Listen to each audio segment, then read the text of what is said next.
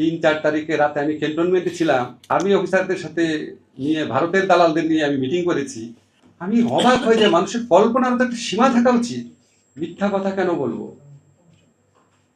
আমি ডিটেইল বলবো, শুধু আপনাদের একটা কথা বলে রাখি। একটা ভিডিওতে নাকি দাবি করা হয়েছে 3-4 তারিখে রাতে আমি ক্যান্টনমেন্টে ছিলাম। আর্মি অফিসারদের সাথে নিয়ে ভারতের দালালদের নিয়ে আমি মিটিং করেছি। আমি অবাক হয়ে যাই, মানুষের কল্পনার তো একটা সীমা থাকা উচিত। 3 তারিখে মাহবুব মোর্শেদের সাথে শহীদ মিনারে সমাবেশ করার পর রাত 9টা পর্যন্ত ছিলাম, বাসায় গিয়েছিলাম। তারপরে অধ্যাপক মোস্তফা মামুন ঢাকা ইউনিভার্সিটি ফুলার রোডের 19 নম্বর বিল্ডিংয়ে দোতলা ডান দিকে থাকেন, তার বাসায় রাত্রে থেকেছি। শুনেছি আমাকে মেরে ফেলবে অথবা গ্রেফতার করবে।